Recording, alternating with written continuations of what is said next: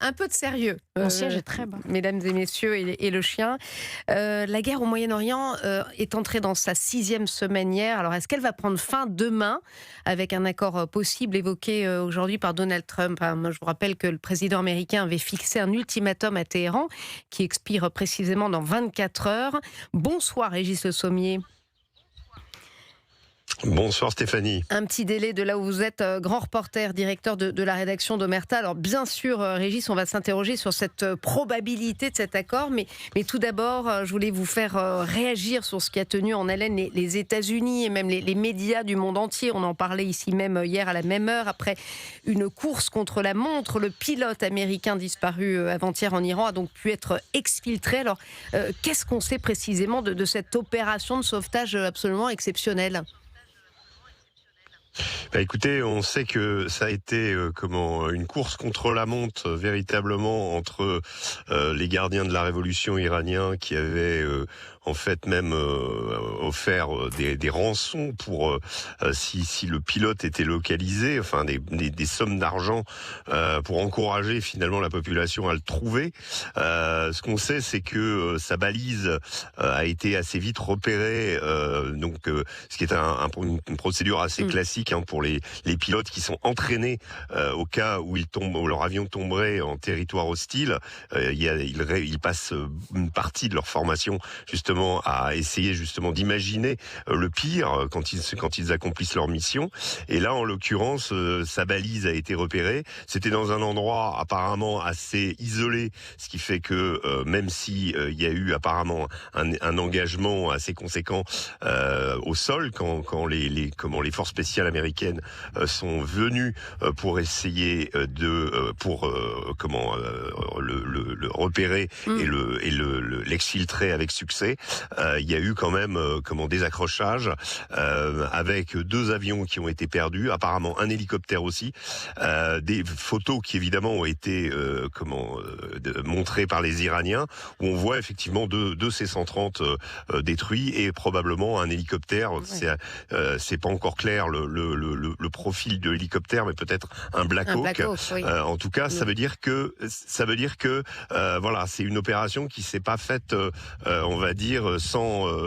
Elle est moins impeccable que celle qui consistait à capturer Nicolas Maduro. Oui. Même si encore celle-là aussi, un hélicoptère avait pris des tirs, mais là, en l'occurrence, il y a eu en gros 3 avions, enfin 4 si on considère que le F-15 aussi a été abattu.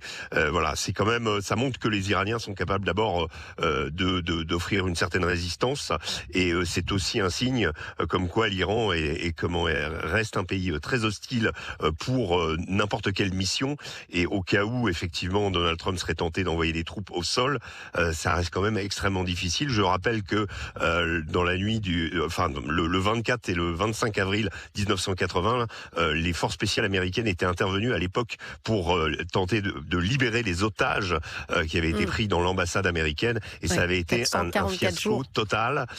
Donc voilà, et cette opération des forces spéciales avait été un échec total. Effectivement, vous mettez en lumière que l'Iran, ça ne nous avait pas échappé, à certaines capacités qui ont peut-être, je mets le conditionnel, été sous-estimées. Il n'empêche, ce militaire qui est grièvement blessé, on le précise, a été heureusement pour lui exfiltré.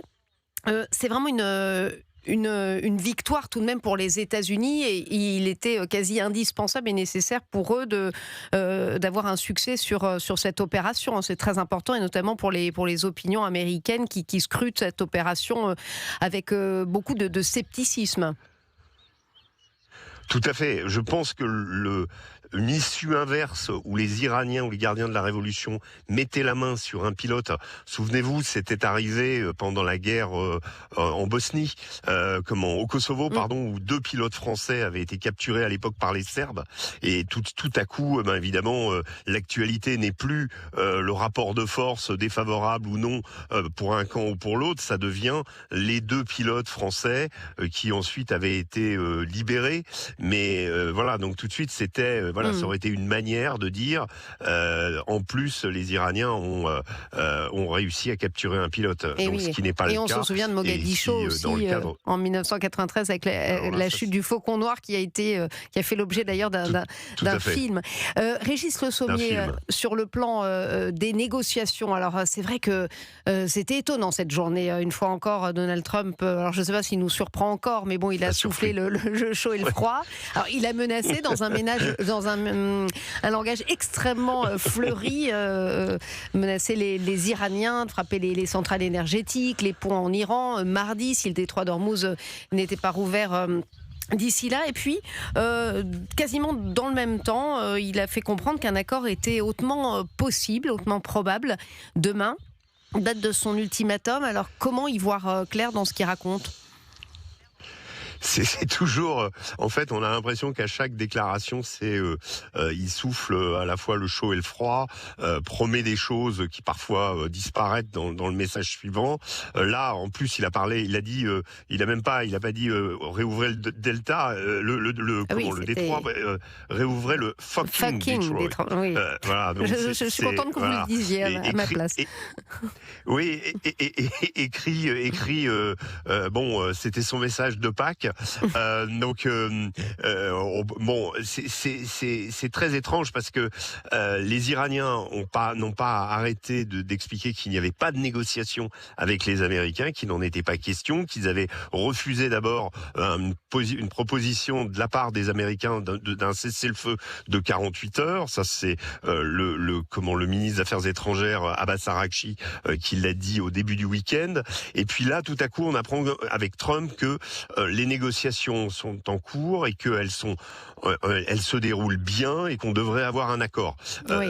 Alors, un accord sur quoi on peut se poser la Trump, question quand même, Régis Le Sommier, parce que je ne suis pas certaine que Israël ait forcément envie de négocier avec des interlocuteurs qui ne sont pas forcément fiables, qui ont promis de rayer leur état de la carte. Alors, elles vont porter sur quoi précisément ces négociations ? Et puis, est-ce que les mollahs sont des interlocuteurs fiables ? Écoutez, en tout cas ceux qui restent, mais qui sont pas du tout des mollahs, hein, c'est des gens. Je vous citais Abbas Araghchi, mais il y a aussi Mohamed Khalibaf qui est ce sont enfin Khalibaf, c'est une émanation des gardiens de la révolution, qui sont ceux qui contrôlent le pouvoir aujourd'hui. Hein. C'est un pouvoir militaire très dur qui est aux commandes.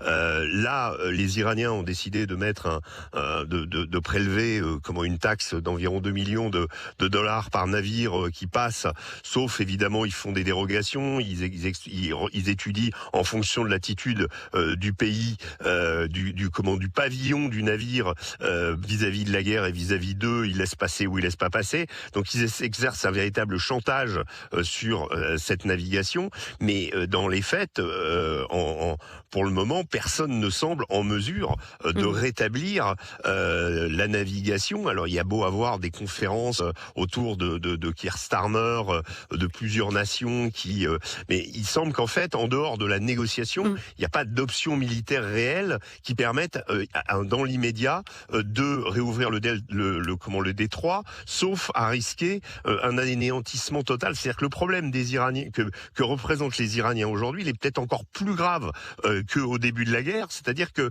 ils ont la possibilité et encore les armes pour tout détruire dans le Golfe. Et si vous voulez, je prends juste un exemple, rapidement, qui sont les usines de désalinisation. Oui. C'est-à-dire que vous êtes dans des pays où on va vers l'été, donc le climat va devenir de pire en pire. Si vous avez plus de climatisation, si vous avez plus d'eau pour l'Arabie Saoudite, Bahreïn, le Qatar, les Émirats, plus personne peut vivre là-bas. Donc, en plus pendant l'été. Donc les Iraniens le savent parfaitement, et donc ils ont une arme redoutable qui est finalement ils ont décidé de répondre du tac au tac, mais là, en tout cas, on suivra demain ce qui va se passer et éventuellement si on va voir poindre le début d'un accord. Merci beaucoup. Merci on Régis, souhaite, voilà. Le Sommier, Merci, grand reporter Stéphanie. et directeur de Merci. la rédaction d'Omerta. Alors, c'est vrai que Oui. c'est étonnant. Hein. En fait, bon, ce qu'il y a, on c'est est que plus les étonné par objectifs de Donald mais- Trump ne sont pas très clairs. Autant pour Israël, les objectifs sont définis et très clairs, Oui. et la population israélienne est derrière Benjamin Netanyahou, y compris les opposants. Autant pour les États-Unis, les objectifs ne sont pas clairs. Il y a des ultimatums réguliers sur plein de sujets qui ne sont pas tenus. Donc nécessairement, la parole est un peu démonétisée.